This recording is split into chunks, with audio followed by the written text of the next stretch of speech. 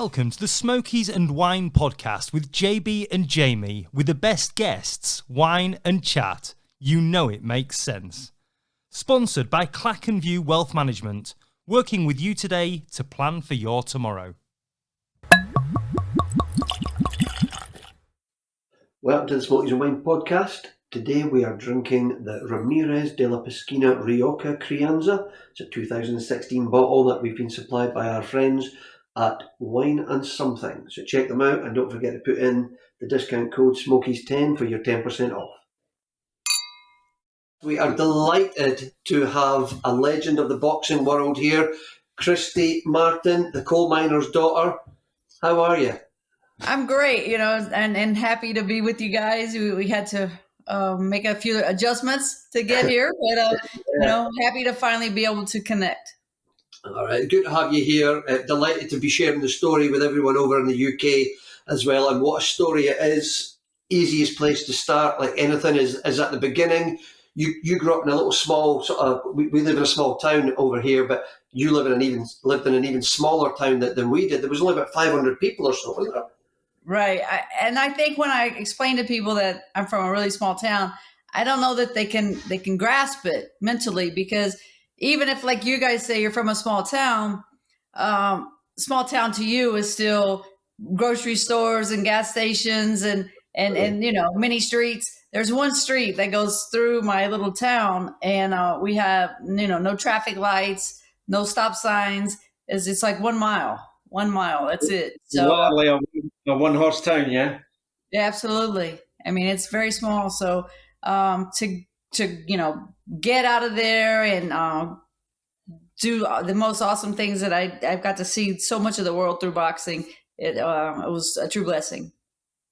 And how did it all start then? You mentioned getting into boxing without going into, what you did at school and things like that. How did the whole boxing career start then? Just talk us through that part.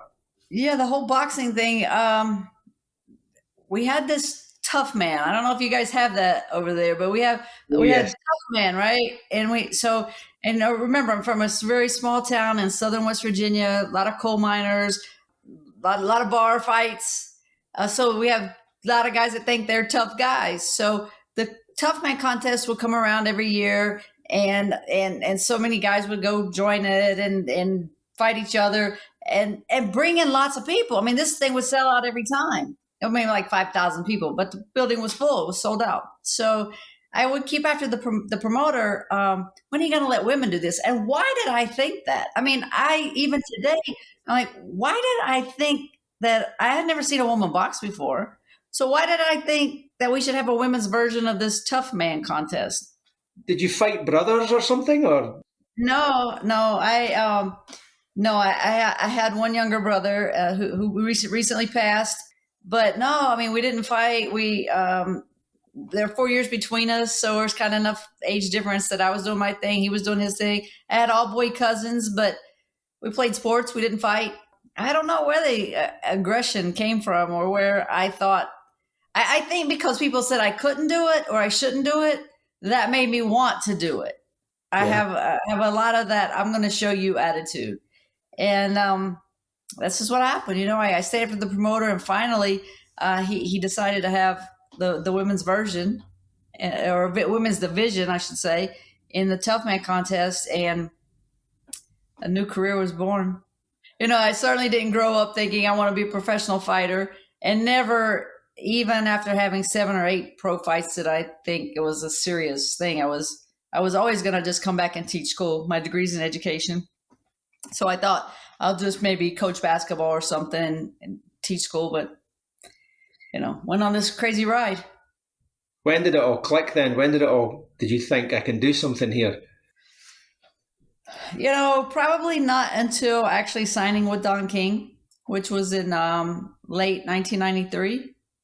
I didn't take it for real. Even though I was like, boxing was what I was doing, I just didn't see, there was no one that came before me that I could say I want to be just like that person, or if that person can do it, I can do it. So really there wasn't that role model for me to look at.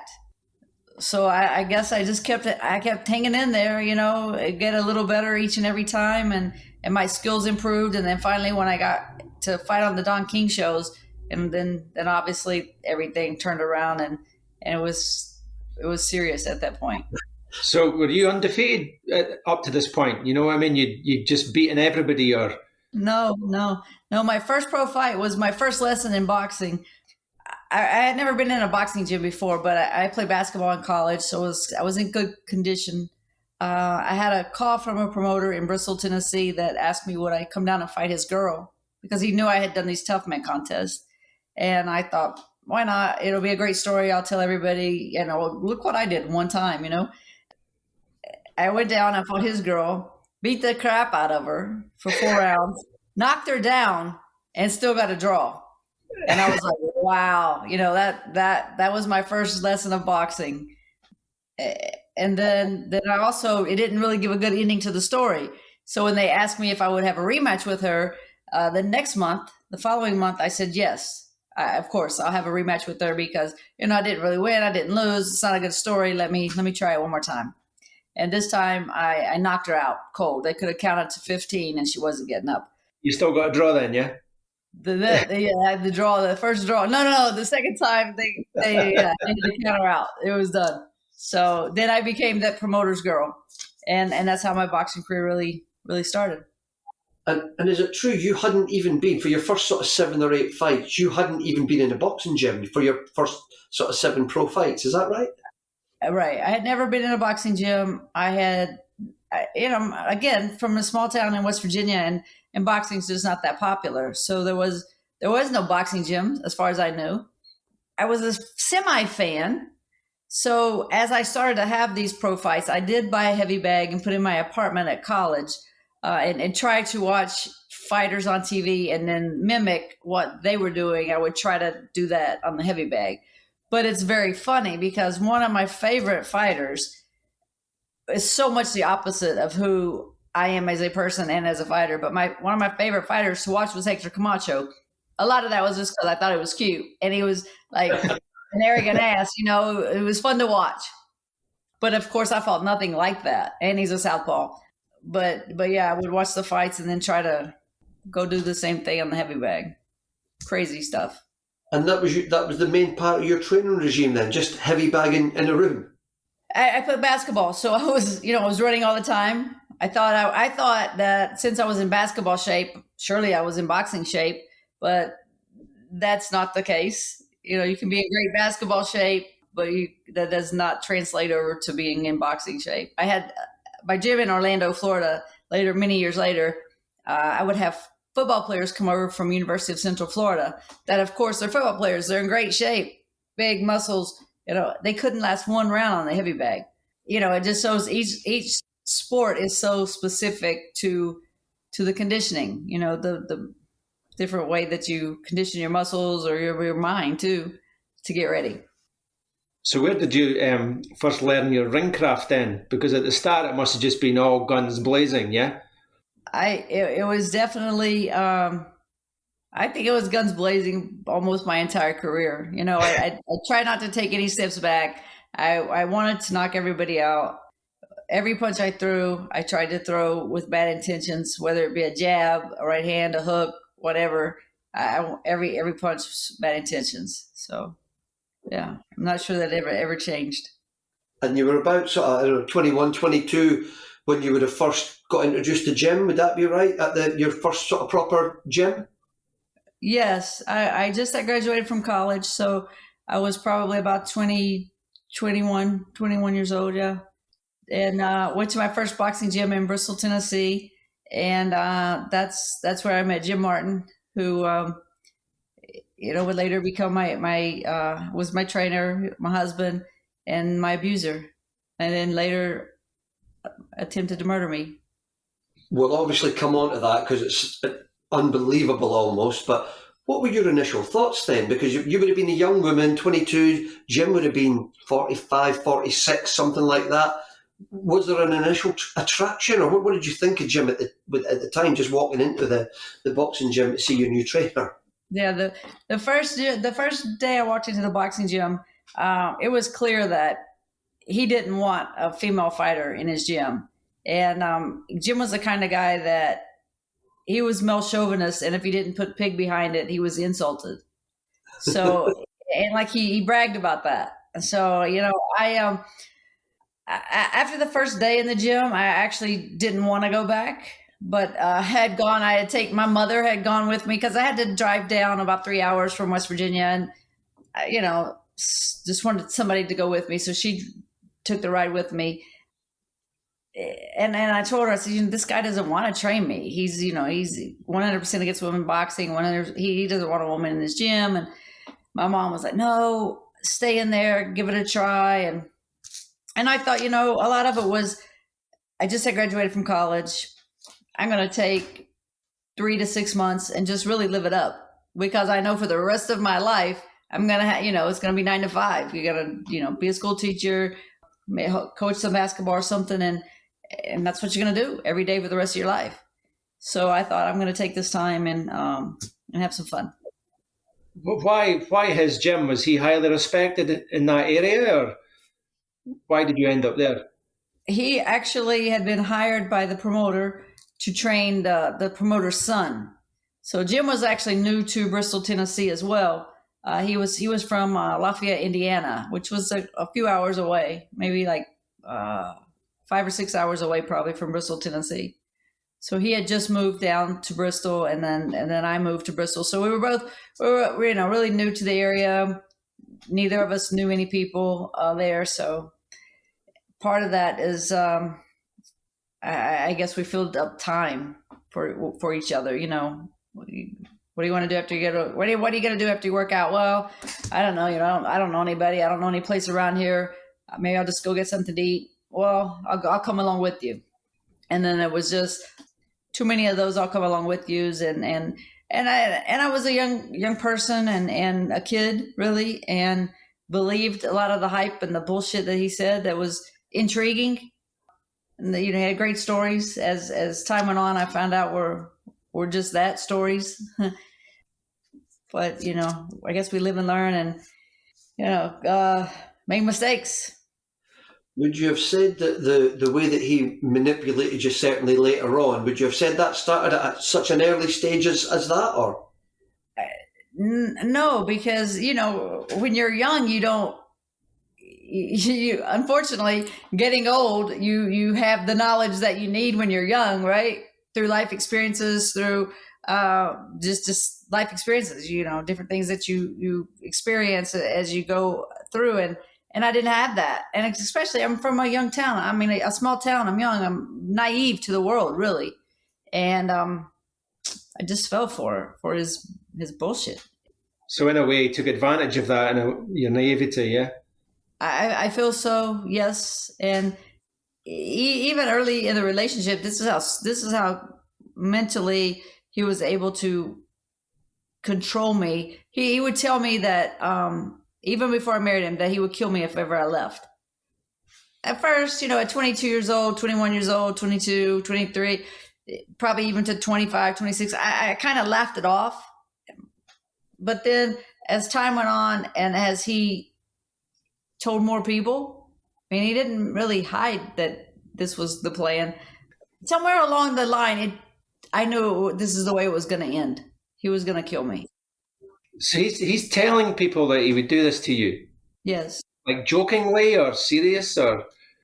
I think that to me, he said it more. He said it seriously. Like they would ask him, "What did you just say?" And he would say it again, even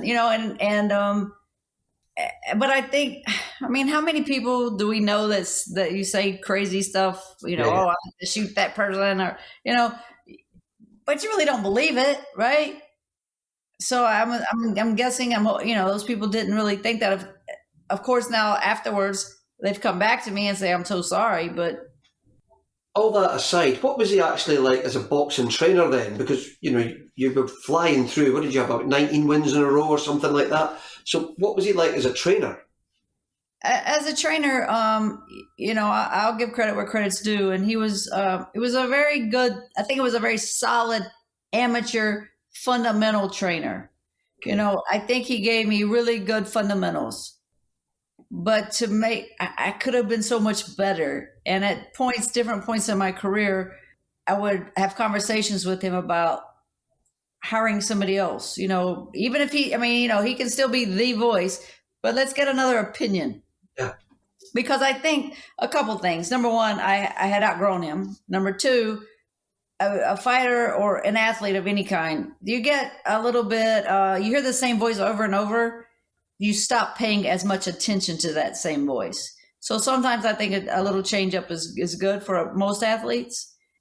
But he wanted no part of it because he had to be in control of every move that I made, boxing-wise or personal-wise. And what kind of sparring did you get? Because there wouldn't have been a lot of women down your way boxing, so you must have had to mostly spar guys, did you? Or? Oh, yeah. I most of the time always sparred guys. I had a little guy that was with me for almost my entire career, Jimmy Maloney. He was a professional fighter. Actually had some pretty good wins. He lost. I mean, he had an upside-down record, but he did knock out a couple guys. Ivan Ledone was one, and at that time that they were really trying to build him up, and little Jimmy comes in and knocks him out, which was really funny because they had teased him. Ledone's camp had teased him because they said, "Oh, you're just a sparring partner for a girl." So when Jimmy knocked him out, it was a little bit of sweet payback for that comment. But yeah, he was a tough kid. Tough guy. He sparred with me, and then just random other guys come in and out of the gym that I would spar with. Did you not get to spar with James Toney at one point? I did spar with James Toney at one point. That was way back. That was actually before I signed with Don King, and that was when James was James. Mean and not that way before he gained all the weight, and he was like. I think it was even before he fought Roy Jones. He was just mean. James was just mean. And I had watched him spar with the guy. Booker Ward was the guy. And the bell rang. Booker's turned and walking back to his corner. And James just walked over and jacks him right in the back of the head. And I'm like, you got to be kidding me. And then they're like, after that round, they said, Christy, jump in there with James a couple rounds. I'm like, hell no. I had no interest. No interest in that. But he worked with me, and so yeah, that was pretty cool. And Don King, you mentioned Don King earlier on. He came on the scene. Was that after you got the world title for the first time? Was it? No. Don King was. I signed with King in late '93, and then we just went on a good roll together for a long time. From '94 was my first fight with him until my last fight was in late '01. So we did a pretty good amount of time together.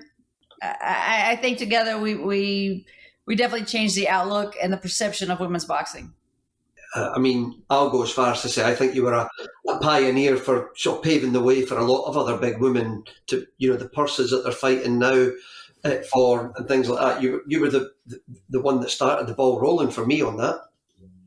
I think I was in the right place at the right time. And ready to take advantage. King gave me a wonderful opportunity, and I was ready to take advantage of it because, had he given me the opportunity, but I wasn't in shape, I wasn't ready, I didn't put on good fights, then I don't think women's boxing would have had the shot in the arm that it did or it does now.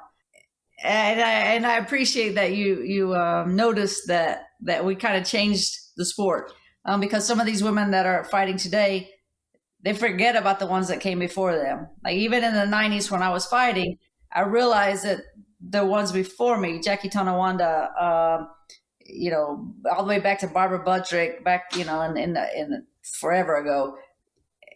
And there's always been somebody that they knock down the wall just a little bit, and then, finally I was able to really go through it. Sure. But I recognized it wasn't about me. What did you actually think of Don King? Because he's not got a great reputation sometimes. Was he good for you? And then did you ignore some of the stuff he did? Or he was great for me. I actually this January passing, I went down and did a show for him. I ran the whole show, was the whole boxing coordinator for him. King gave me an opportunity that no other promoter would have given, not just me, but any female fighter. He paid me every dime that he said on the contract he was going to pay me. I can't say anything bad about it. To me, he's the greatest promoter of all times. He just, when everything started to transfer over to social media, like that's not him, because he's the guy that needs to be out there with the people. He wants to be able to touch the people. He wants the people to touch him. You know, he wants that contact. And so I don't think he hasn't been able to figure out how to make the social media work for him. And he doesn't have any fighters right now. Yeah, because he was the showbiz, wasn't he? He was a big guy, wasn't he?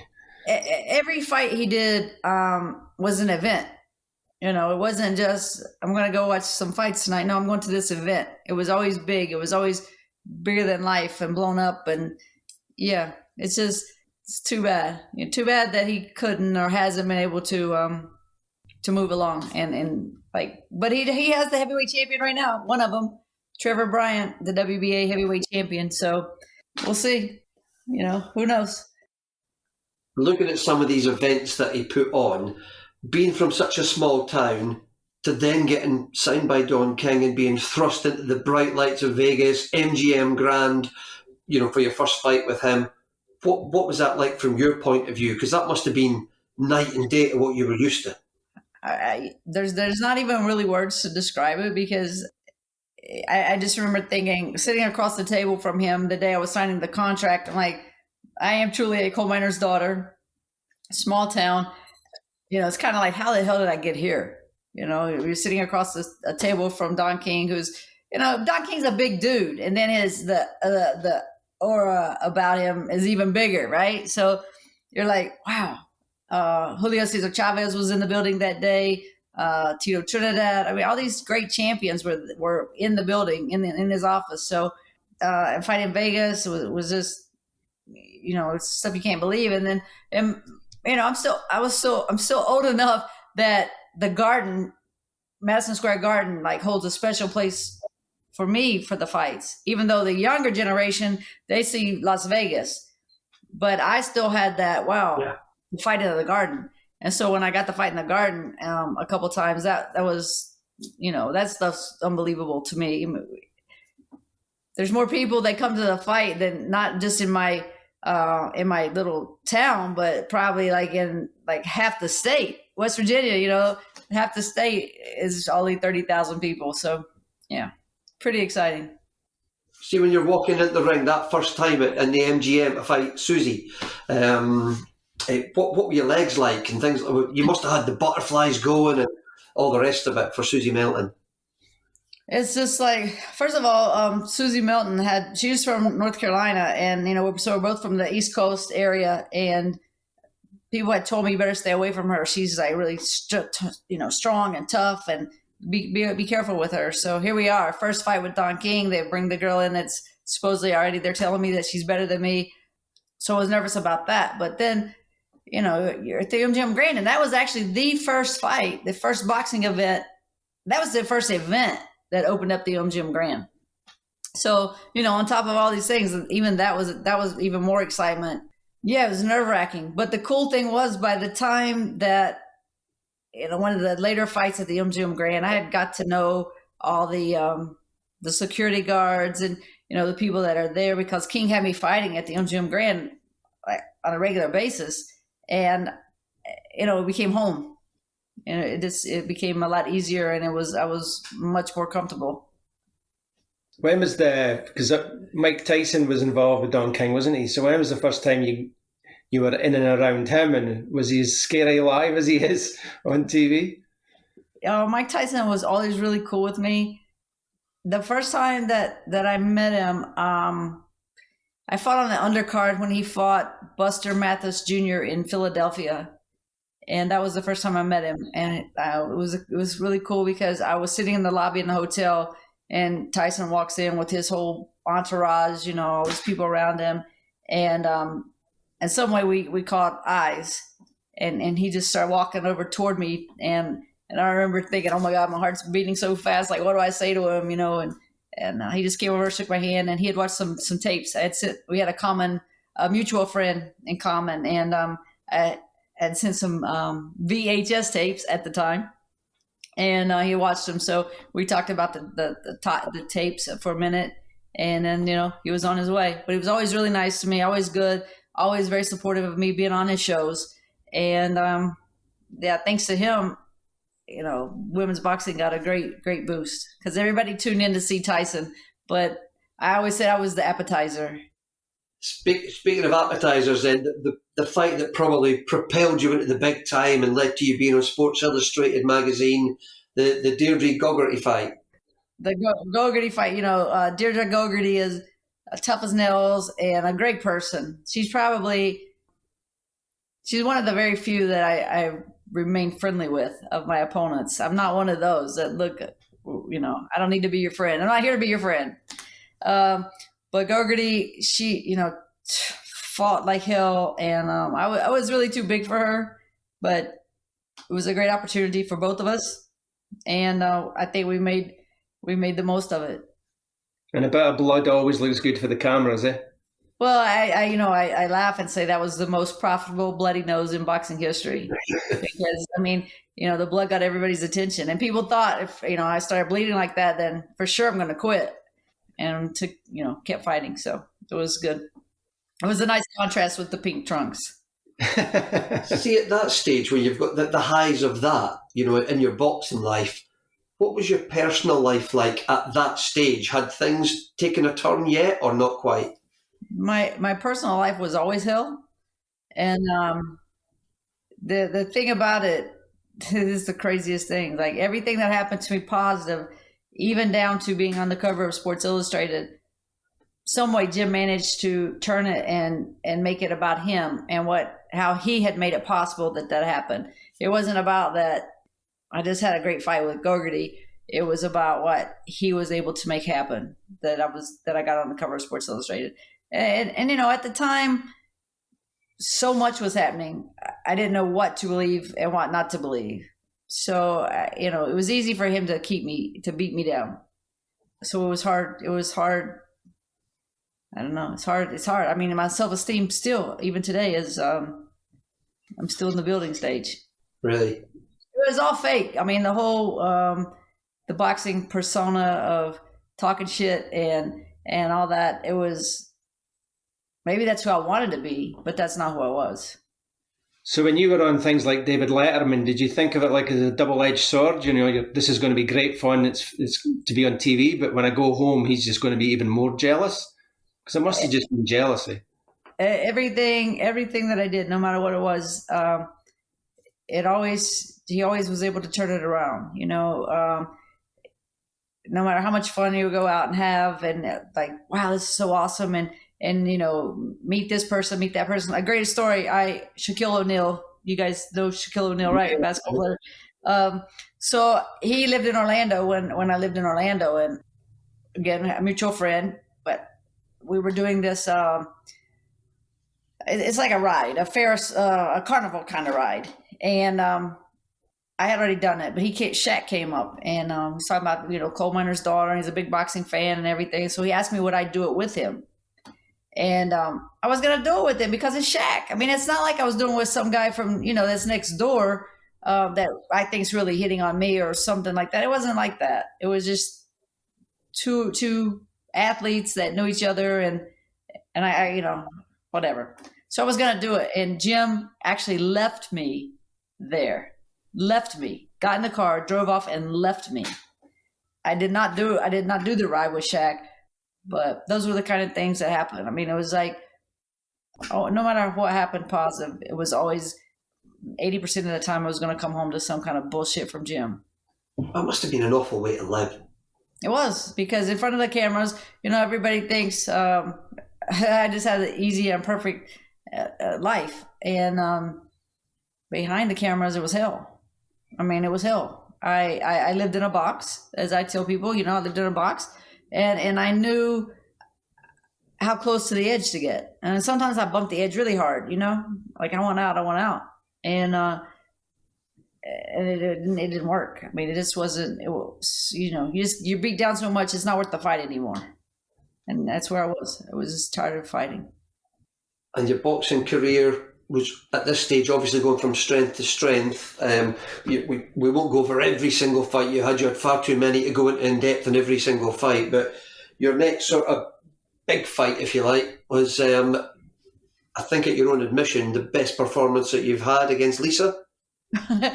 Yeah, that's what I even before we were together as a couple, I would always tell everybody that was my most complete fight. Lisa's a big, strong girl, so I knew that I had to be smart and use my speed and box and move and not, just have to be in there for 10 rounds and just outbox her for 10 rounds, be smart. And I also feel like that was about the time I had maybe around 50 fights or something. So I felt like now I was at the experience. I had just enough experience to kind of get it, now I'm getting it. I can see how I can slip out of the punch and counter. I was just getting better, but I won the fight and then did not re-sign with Don King for whatever reason. My contract ended with King. I don't know what happened between Jim and Don King, but I didn't re-sign.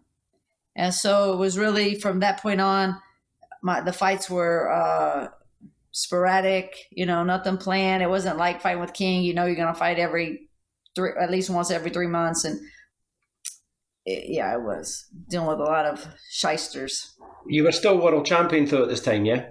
Yes. Yeah. But it didn't mean, it didn't really mean the same thing. When it wasn't fighting on the big cards, it was just different. It was different for me. Then of course I fought Layla, and Layla's too damn big, but I was pretty sure I could beat her.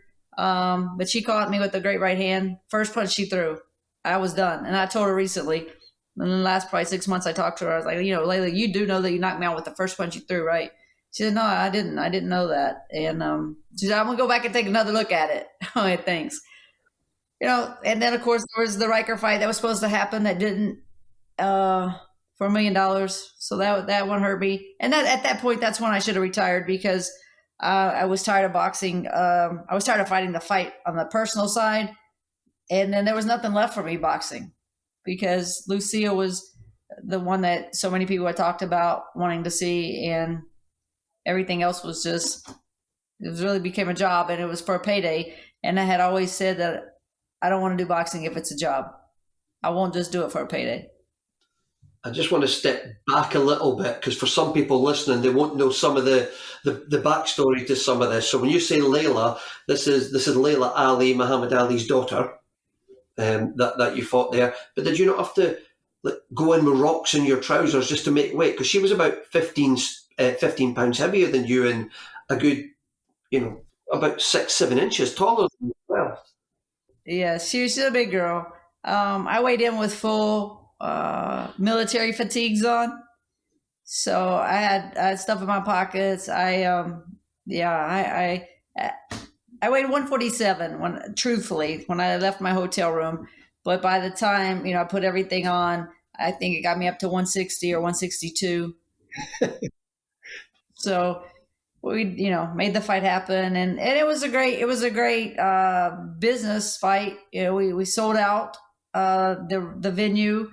We sold about 100,000 pay-per-view buys, which was great for females. And even today, some of the championship male fights don't sell 100,000 pay-per-views. So we did well. It still hurts me because I took a knee and I stayed down, and that's so much not like me. I feel like I quit, and I did quit, and I have problems with it. The size difference, though, when you watch it, the size difference is huge when you see it on the telly. Yeah, yeah, she's a big girl. I mean, I knew I knew she was big. I didn't really realize how big she was until we went to the press conference. And then like, wow. I mean, I had already signed the contract and everything. And I had seen her, but until I actually stood beside of her and then I can say, wow, yeah, she's a lot bigger than I am. But anyway, it was it was a good fight, and I mean, it was the best I could do that day, and she came out on top. Was Ali ringside? Did he still go and watch the fights at that stage? He was there. Did you get a chance to talk to him, or is that not really? I had met him at a card show like back in the mid 90s, 96, around there sometime. I had met him before. My dad was there. My dad volunteered for Vietnam. My dad stood up for his country. Right. So there's, I give Muhammad Ali respect for he stood up for what he believes in when it would have been easy for him not to, and to take the money that I'm sure was crazy money being offered to him at that time. So I give him respect for that. But I also think that he had some very close fights that he got decisions. Kenny Norton twice. He came over there and fought, who knocked him down? Henry Cooper. Yes. Long count. Yeah, saved by The glove got ripped, right? Was that the fight that glove got ripped? He apparently put his thumb through it. Whether that's true or not, I don't know. But yeah. So, I mean, there's some questionable stuff. you're saying Ali was a lucky fighter then, really, aren't you? No, he was a great fighter, and he was a great. You know what? I'll say no. He was a great fighter, but he was like, to me, he was the first fighter that understood marketing, right? And maybe even like that may have been like maybe it was the first athlete, because that that really got it. Like, this is what we have to do. We have to market ourselves, and he became at that time he became bigger than boxing, really. Yeah. Just back to you then. You mentioned that Lucia Riker fight that didn't, happen. Now, again, for anyone listening that maybe doesn't know who she is, at that point, she was actually labelled the most dangerous woman in the world, and went on, I think, to star in, was it $1 Million Baby, the Clint Eastwood film? It was her that was in that, wasn't she? Right. Now, she was allegedly injured. That's the reason it fell through. Is that right? As I say, she had a heart attack. And, she had a heart attack because she just didn't have the heart to get in there with me. Yeah, she allegedly was injured, which, until I die, I'll think that's bullshit. Yeah, she's not like the most dangerous woman at any time in her life. If you give her, a 9mm or something. Come on, man. She has no chin. She has no chin and she has no heart. If I called her people after the fight was canceled and told them basically I would fight for free. Let's just make this fight happen. And there was never one word of discussion of re-upping that fight, doing a different anything. Never, not one word from that promoter or any other promoter. Sounds like you want to go for her now. Look, we're both inducted into the International Boxing Hall of Fame in 2020. And Ron Borges, who was a famous boxing writer for the Boston Globe, is writing my book now. And he has odds that it'll happen. The fight will happen if ever the Hall of Fame gets to, have the Hall of Fame induction. But I try to let it go. It's just, damn, $1 million.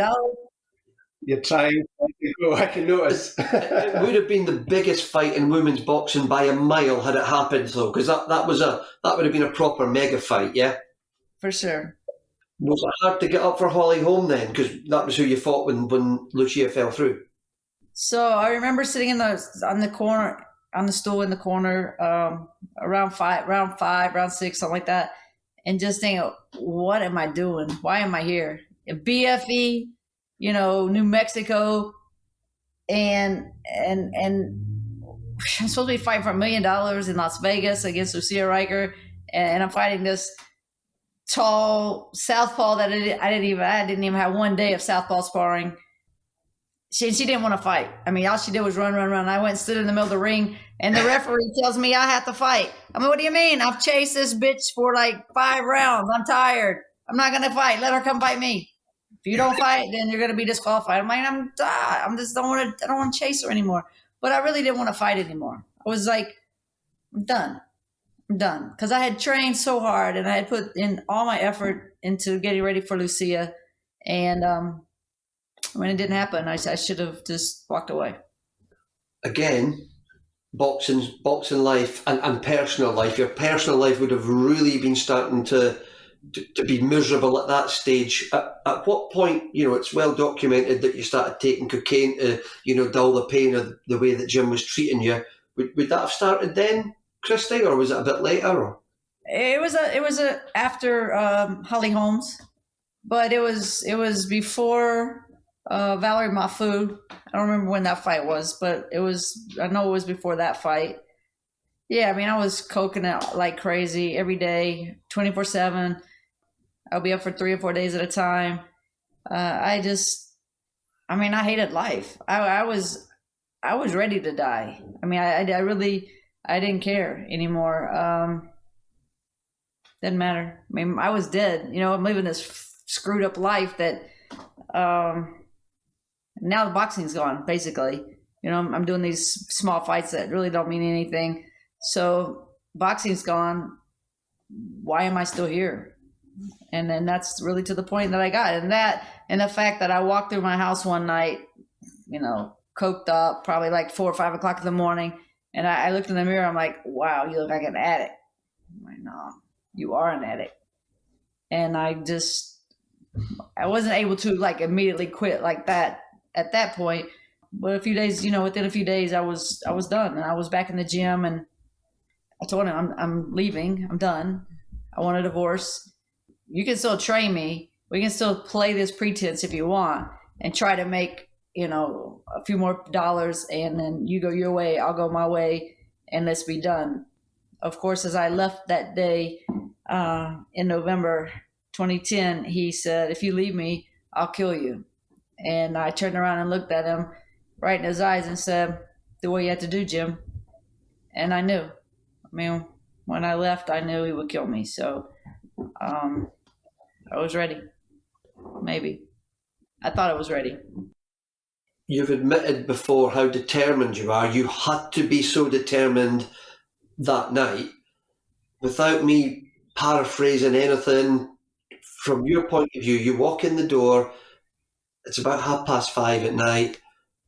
What happens?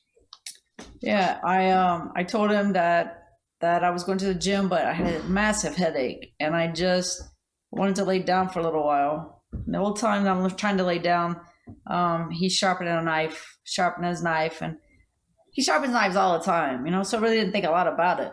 So he sharpened his knife, but he's on the phone, and he's calling like my family members and stuff and telling them that I've left him for a woman, that I'm a bitch, that I'm a lesbian, that I'm this, I'm that. And so finally I'm like, I've heard all I want to hear. And I get up, I put one shoe on, I'm going to go run.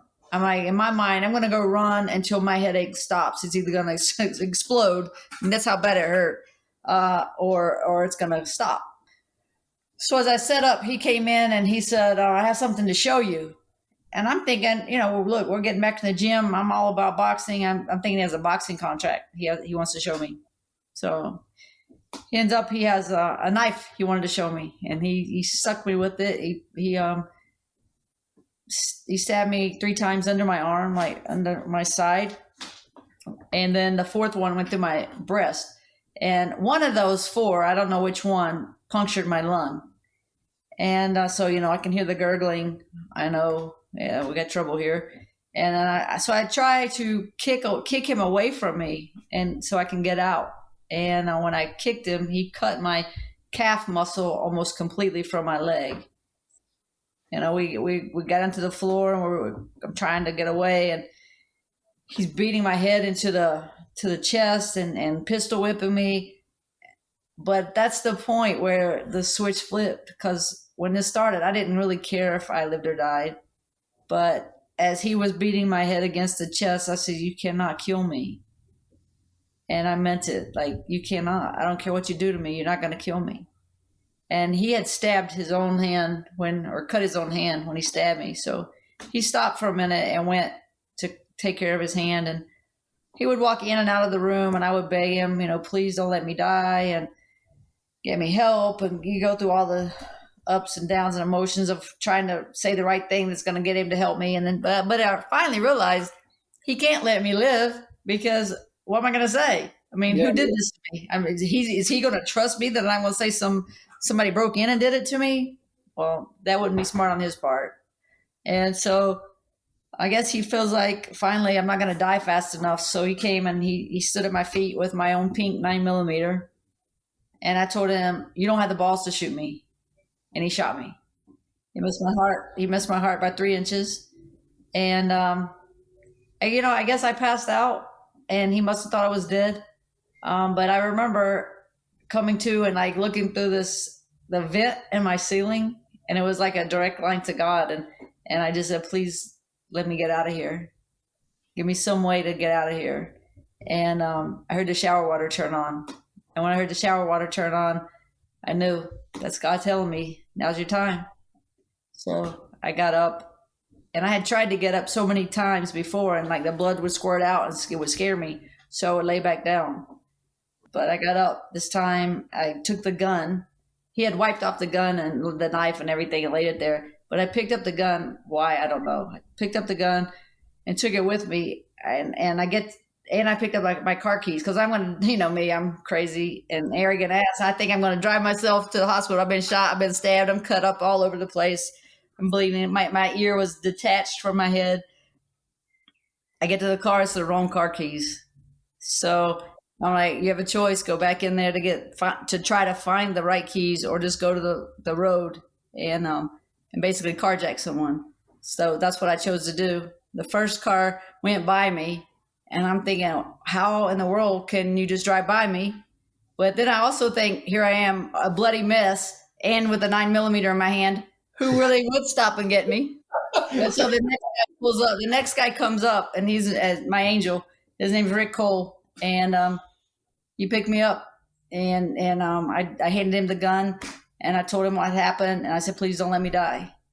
Please don't let me die. And then I would apologize to him for bleeding all over his back seat. I recently saw him, and we had a laugh about me, keep telling him, I'm sorry, I'm bleeding all over your back seat. I'm sorry. Don't let me die, but don't let me die. So that's what happened. He took me to the hospital. They got me stable. They life flighted me to a trauma hospital, and God says, Christy, go out there and talk about domestic violence and help somebody else. So that's what I try to do. Now, he said it was all self-defense or something. Is that right? He said that we shot me and we stabbed me. Well, we couldn't do that because it's under my arm. There's no way in hell that from that angle, there's no way I could stab myself at that. And but he did not testify in the trial.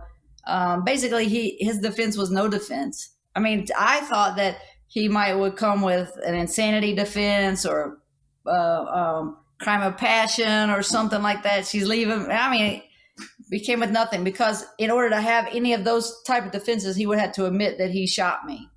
But I will say this. So I got recently, within a couple of years ago, probably, I got a message from somebody that had been in prison with them that told me they wanted me to call them because Jim wanted them to give me a message. Of course, I didn't. I sent the message to the prosecutor. But he said in his message, he said, Jim told us all about how he shot you. So, I mean, there's no question. There was no question.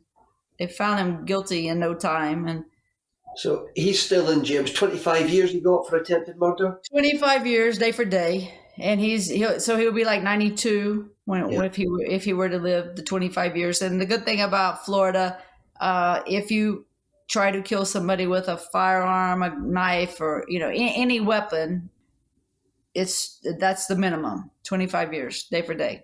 No time off for good behavior. He doesn't matter what he does, or no parole, anything like that. No, he can't get out.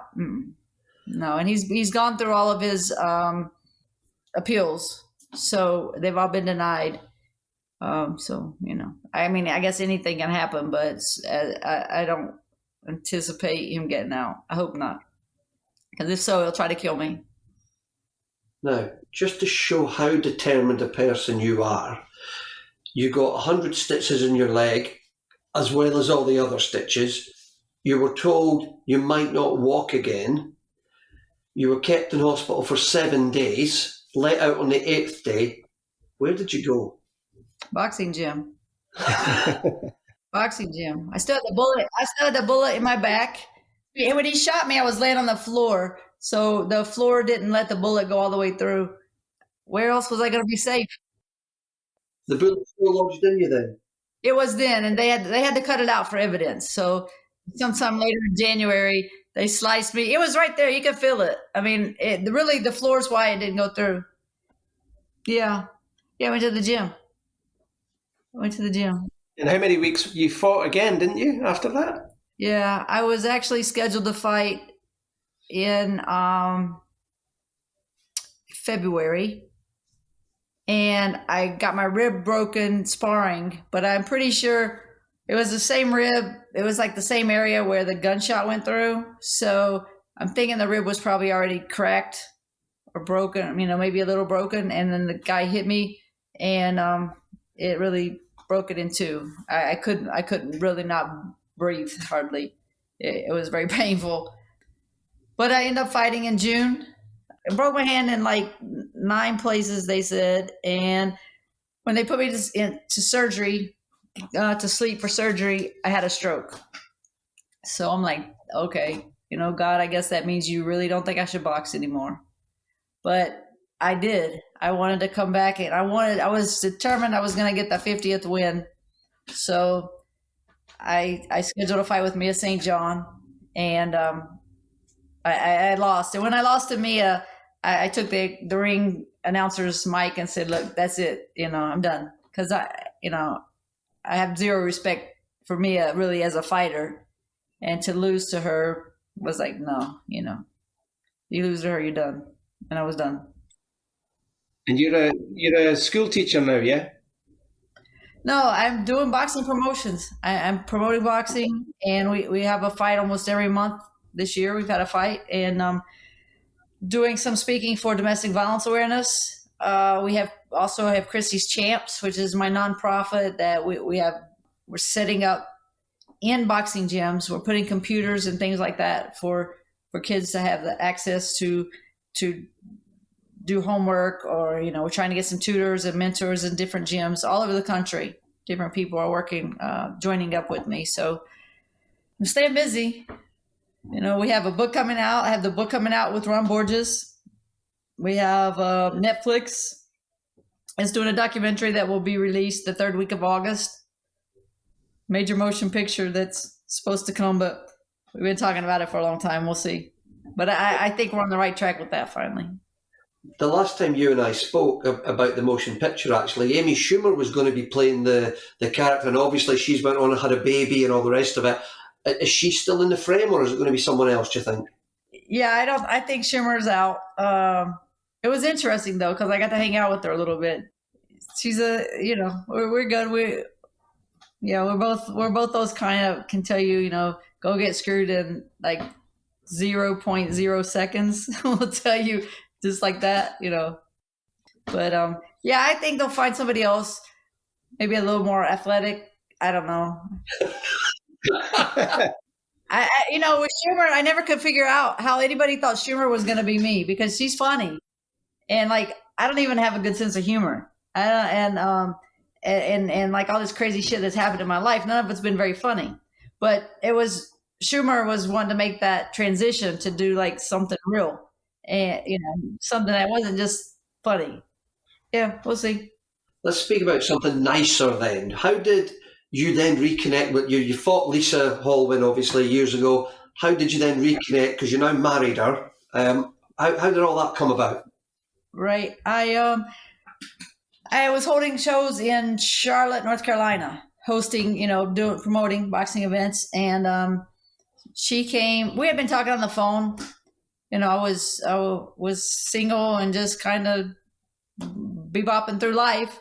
And she says, "Hey, I'm gonna come to one of your shows." And I thought, "Oh yeah, sure you will." And we're talking like every day on the phone.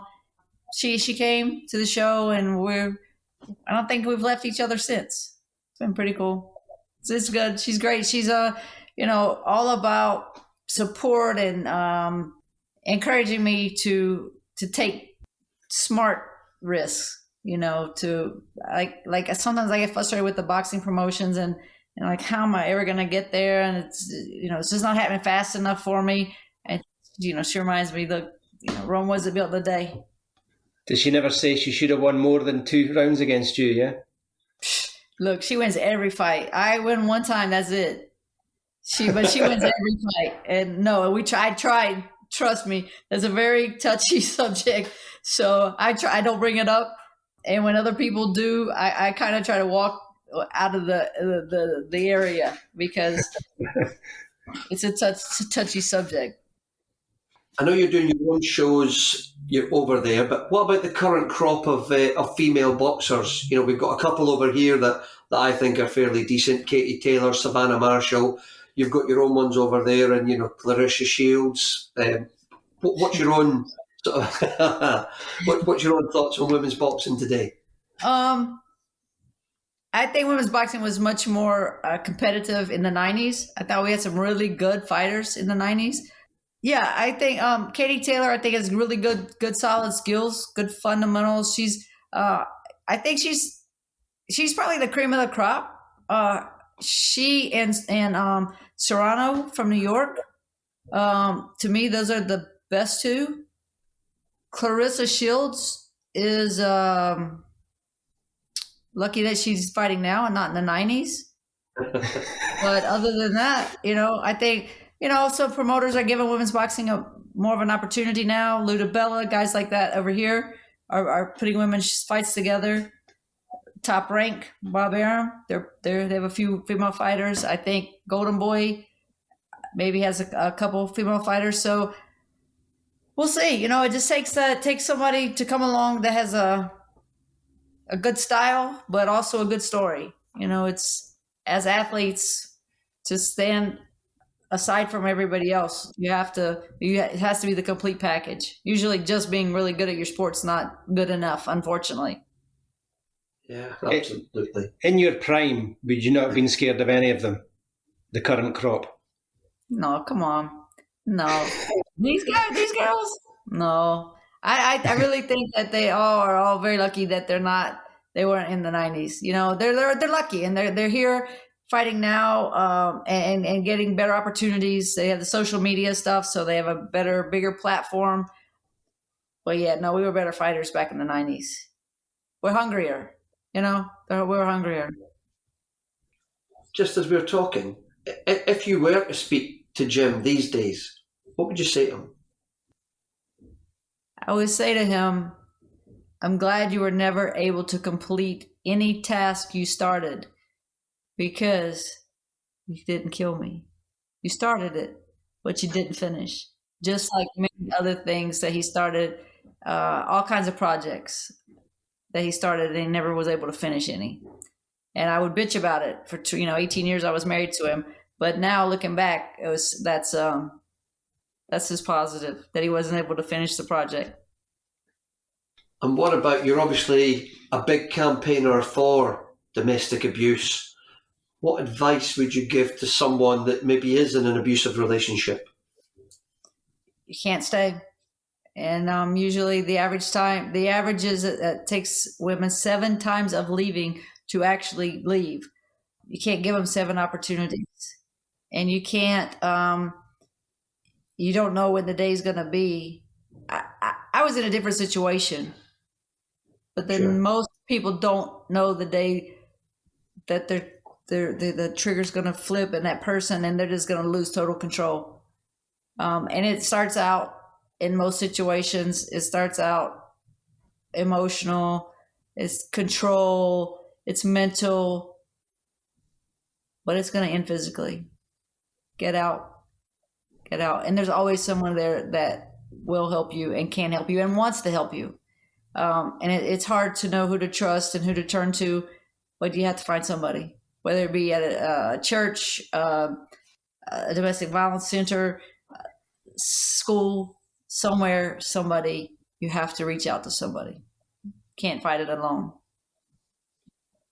And just in terms of the future for you, what does the future look like for the promotional company and Champs Camp and all the other bits and pieces you do? What are you hoping is going to be coming up over the next few years for you, Christy?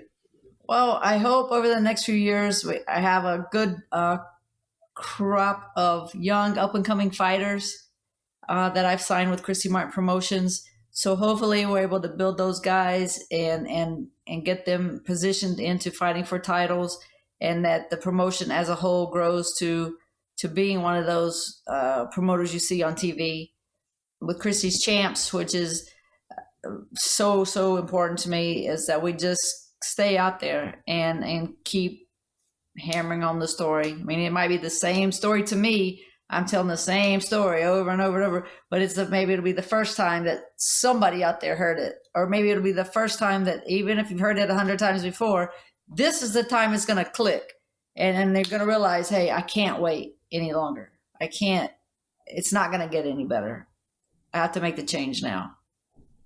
And the final bit for me is just a big congratulations.